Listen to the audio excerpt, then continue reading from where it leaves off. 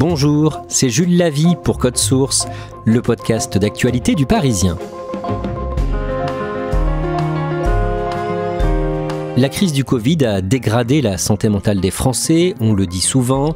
De nombreux indicateurs sont dans le rouge depuis la pandémie qui a débuté fin 2019 et les confinements qui ont suivi. Chez Code Source, nous avons eu envie de savoir pourquoi et dans quelle mesure cette période a eu un impact sur notre psychisme. Pour en parler, on est avec l'un des journalistes santé du Parisien, Nicolas Béraud. Il était l'un des journalistes spécialisés sur le Covid il y a 5 ans et il a interviewé le 11 juin le ministre de la Santé Yannick Neuder au sujet de l'action du gouvernement sur cette question. La santé mentale est évoquée de plus en plus régulièrement dans les médias, par exemple dans ce documentaire d'M6 au début du mois de mai. Plusieurs personnalités ont témoigné, notamment le nageur Camille Lacour qui a traversé 2 dépressions. Déjà, j'ai eu peur d'en parler. J'ai eu peur parce que j'avais peur d'être stigmatisé, j'avais peur d'être la pleureuse sur des moments compliqués. Personnellement, moi j'ai pris la parole pour déculpabiliser, pour dire ça peut arriver et on peut s'en sortir. Nicolas Béraud, vous interviewez le ministre de la Santé Yannick Neuder pour Le Parisien le mercredi 11 juin. Il vous dévoile en exclusivité un nouveau plan pour la santé mentale, avec notamment une formation du personnel de santé scolaire à la détection des troubles psychiques et un renforcement du dispositif Mon Soutien Psy, dispositif qui permet de consulter des psychologues gratuitement. Et ce jour-là, le ministre Yannick Neuder dit avoir conscience qu'il y a urgence à répondre à ce défi. Il considère surtout qu'il y a aujourd'hui urgence parce qu'on voit que tous les indicateurs de la santé mentale augmentent, y compris chez les jeunes, parfois explosent notamment chez les jeunes filles. Donc il y a urgence, il considère que tout le monde peut avoir un rôle à jouer, que ce soit les parents, les enseignants à l'école, les responsables associatifs, les encadrants, les assistants sociaux, etc. Évidemment les médecins, les infirmiers, les proches aussi. Tout le monde peut avoir un rôle à jouer pour détecter d'éventuels signaux faibles chez un jeune qui serait en fragilité.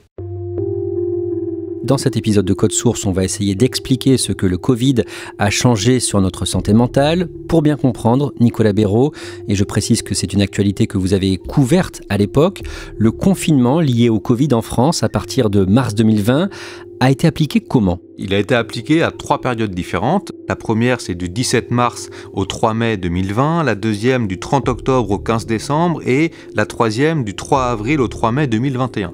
Donc il y a eu 3 périodes de confinement avec des mesures plus ou moins strictes, ça n'a pas été le même à chaque fois. Le premier confinement a été le plus dur, le plus sévère, c'est-à-dire que, on se rappelle tous, il était interdit de sortir de chez soi, sauf à de rares exceptions près avec cette fameuse attestation qu'on devait d'abord imprimer à la main et ensuite remplir sur son téléphone. Le deuxième confinement a été un petit peu plus souple et le troisième, c'était quasiment tout l'inverse. On nous incitait plutôt à sortir, courir, prendre l'air parce qu'on avait considéré que le virus n'aimait pas quand on était à l'extérieur. Ça a été des périodes globalement assez dures, même si certaines personnes ont plutôt apprécié les confinements, mais de façon générale, ça a plutôt été vécu un peu difficilement parce qu'il a fallu se réadapter avec sa famille, avec son travail, avec ses proches, avec ses modes de vie, etc.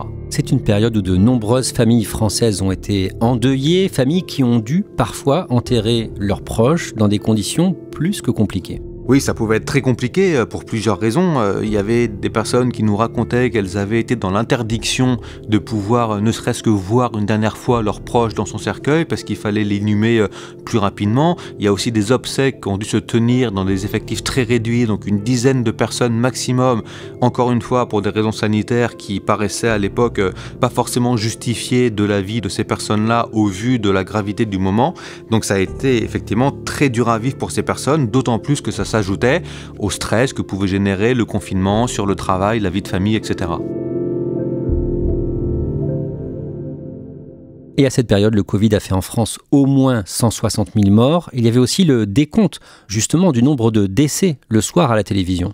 Tous les soirs, on avait, au moins pendant les premières semaines de la pandémie de Covid, le directeur général de la Santé, donc le numéro 2 du ministère de la Santé, Jérôme Salomon, qui venait en fin de journée s'adresser à toutes les caméras pour énumérer le nombre de nouveaux cas positifs, le nombre d'hospitalisations et le nombre de décès.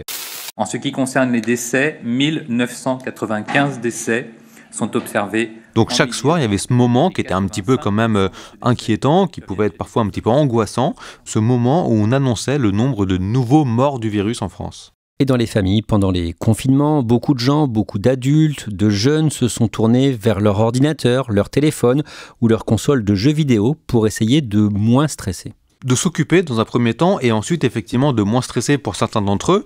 Notamment ces jeunes-là, ils avaient la scolarité en théorie à distance, mais c'était plus ou moins bien appliqué selon le territoire parce qu'il y avait plus ou moins de moyens qui étaient déjà accessibles. Donc c'est vrai qu'il y a eu une grosse augmentation de l'usage des outils numériques au sens large, donc les réseaux sociaux, la télévision, les jeux vidéo, etc. pendant ces périodes de confinement où les gens étaient comme majoritairement, très majoritairement parqués chez eux, en particulier pendant le premier confinement.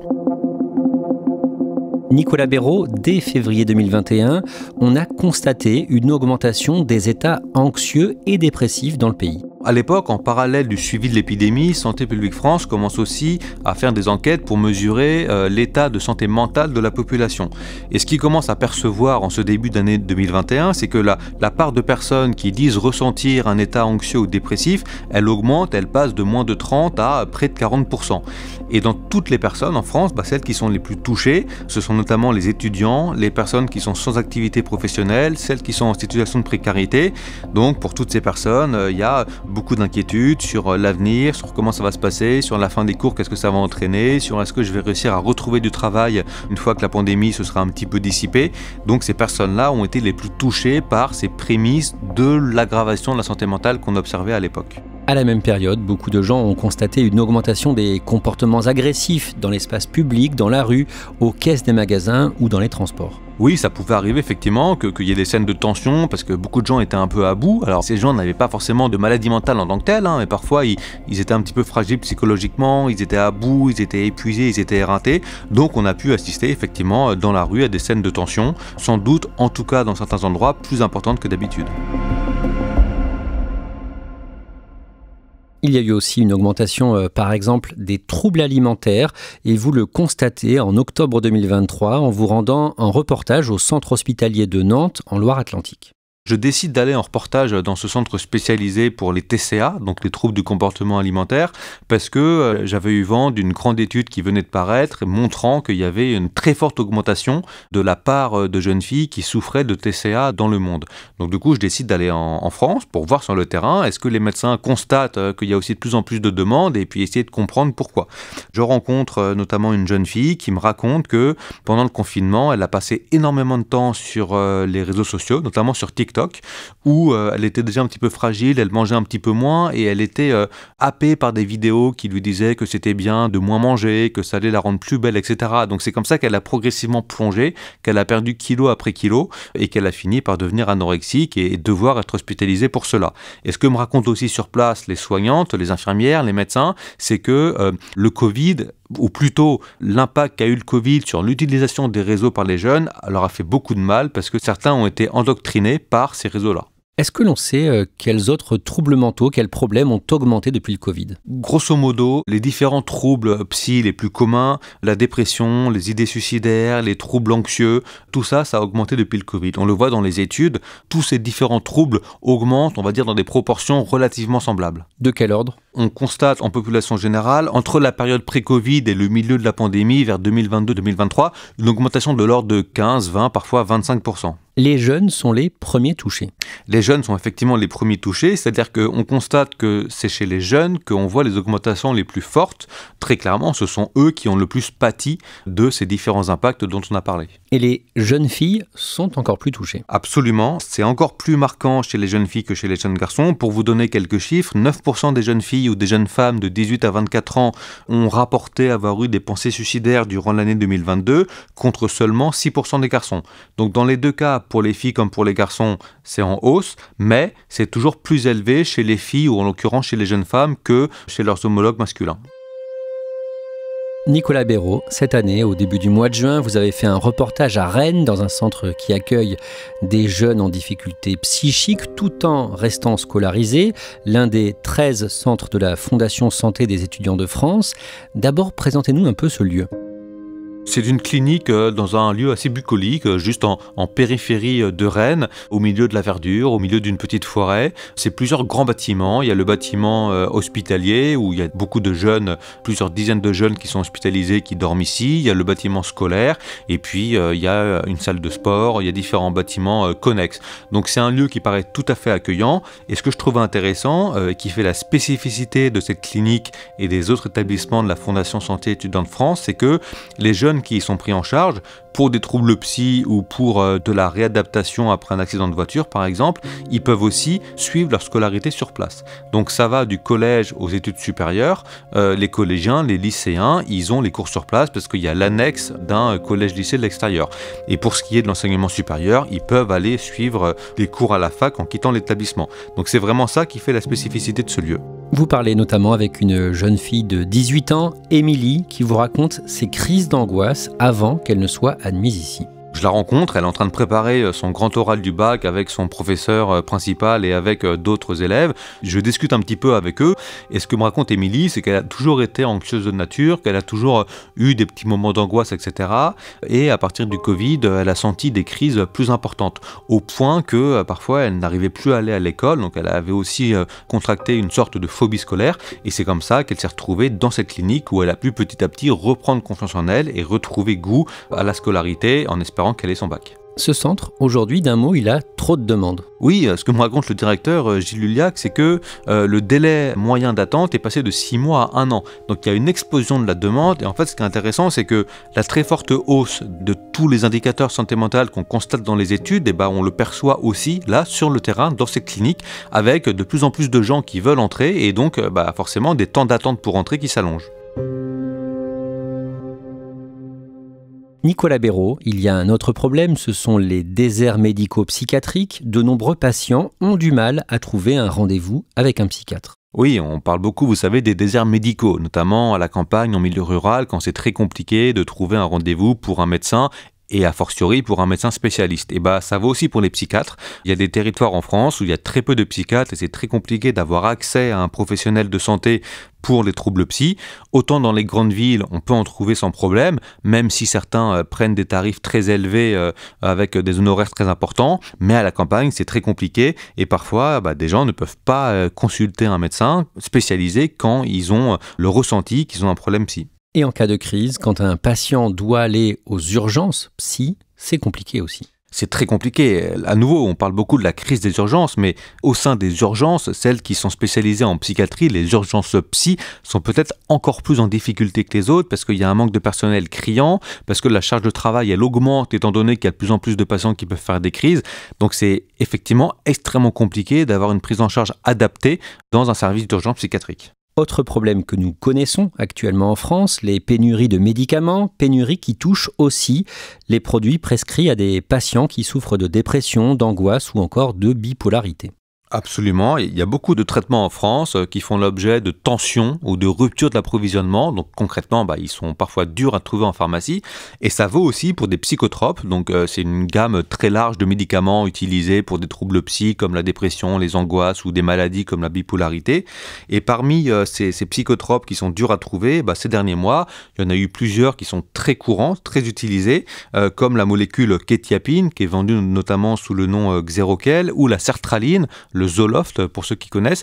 Ce sont des médicaments qui ont pu être durs à trouver pour des raisons, alors pas tout à fait toujours les mêmes. Certains laboratoires parlent de problèmes de production, d'autres mettent en avant une hausse de la demande, mais grosso modo, pour les patients, au bout du compte, la réalité, c'est que parfois, ils doivent faire 3-4 pharmacies, voire davantage, voire demander à leur psychiatre qu'on leur prescrive un autre médicament, parce que ça devient compliqué, et en fait, ça ajoute du stress à des patients qui sont déjà en difficulté. Il y a eu une augmentation en France des prescriptions de ces médicaments psychotropes, et ça se voit notamment chez les jeunes. Pour prendre un chiffre, près d'1 million de jeunes ont été remboursés au moins une fois en 2023 pour un médicament psychotrope et c'est 5% de plus qu'en 2022 et quasiment 20% de plus qu'en 2019, donc avant la pandémie de Covid. Et très clairement, cette hausse de la demande est sans doute l'une des raisons à ces ruptures ou ces tensions d'approvisionnement. Nicolas Béraud, le 10 juin, dans Le Parisien, vous expliquez que des médecins et des chercheurs français ont réussi à montrer un impact sur notre cerveau du stress lié au confinement, D'abord, quelle a été leur façon de travailler ? Alors, ce sont notamment 2 médecins français de 2 spécialités différentes qui ont piloté cette étude. En fait, ce qu'ils ont fait, c'est qu'ils ont suivi pendant le premier confinement, donc au printemps 2020, une petite centaine de patients qui avaient des problèmes neurologiques, donc qui pouvaient déjà être suivis via des imageries de leur cerveau. Ces patients-là ont été confrontés à un ensemble de messages de stress, d'incertitude sur le réseau social Twitter à l'époque, aujourd'hui X, et les chercheurs ont regardé quelles étaient les zones du cerveau qui pouvaient être affectées, impactées par ce climat sur le réseau social, et in fine, le but était de comprendre quelles étaient les zones du cerveau qui pouvaient provoquer des troubles psy. Qu'est-ce que les chercheurs ont pu constater ?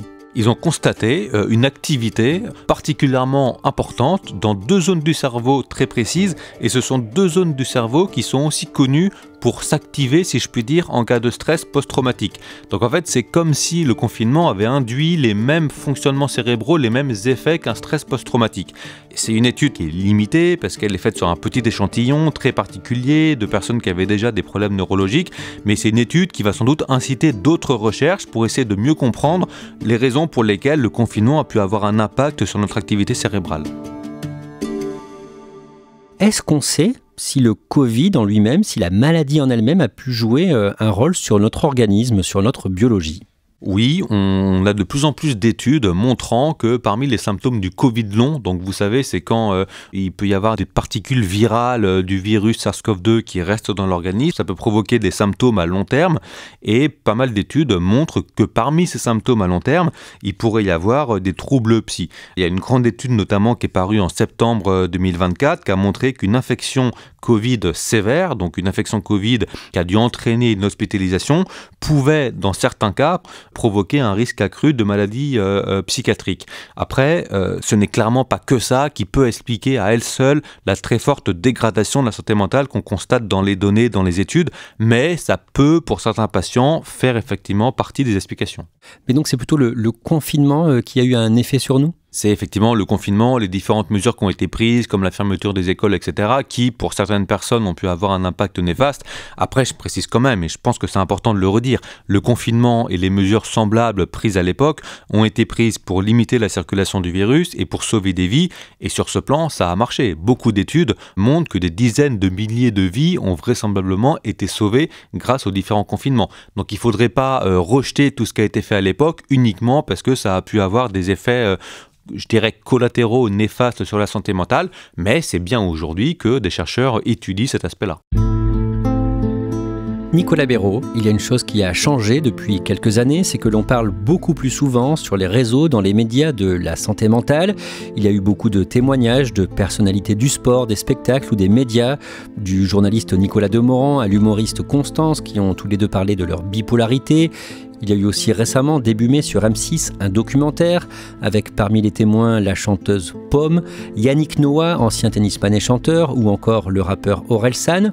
Tous ces témoignages, la fin d'un certain tabou sur la santé mentale, ça c'est peut-être un espoir pour l'avenir ? Alors très clairement, il y a un tabou qui est en train de se lever. Tous les psychiatres, certains psychiatres considèrent même qu'aujourd'hui le problème n'est plus que ce soit tabou, qu'on a franchi un cap, et tant mieux. Vous parliez de Nicolas Demorand, il a sorti un petit livre, Intérieure Nuit, qui est un livre assez court, qui se lit d'une traite mais qui est extrêmement fort, extrêmement poignant.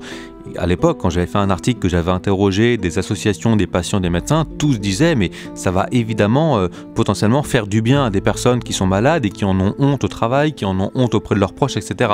Après, il faut faire attention, des personnalités ont peut-être des facilités de prise en charge que n'ont pas des personnes lambda, donc il faut veiller à ne pas entraîner d'inégalité d'accès aux soins psychiatriques, mais très clairement, je pense qu'on n'est plus dans c'est tabou, c'est tabou, c'est tabou. On en sort un petit peu, et tant mieux, même s'il y a encore de la stigmatisation, hein. Il y a des personnes qui ont des problèmes psy, qui n'arrivent pas à en parler, on peut tout à fait le comprendre, mais ce n'est peut-être plus l'enjeu principal en cette année 2025 où la santé mentale a été décrétée grande cause nationale.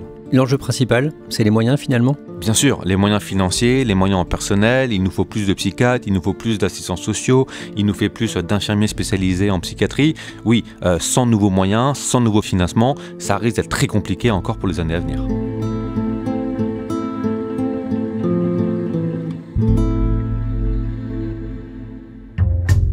Merci Nicolas Béraud.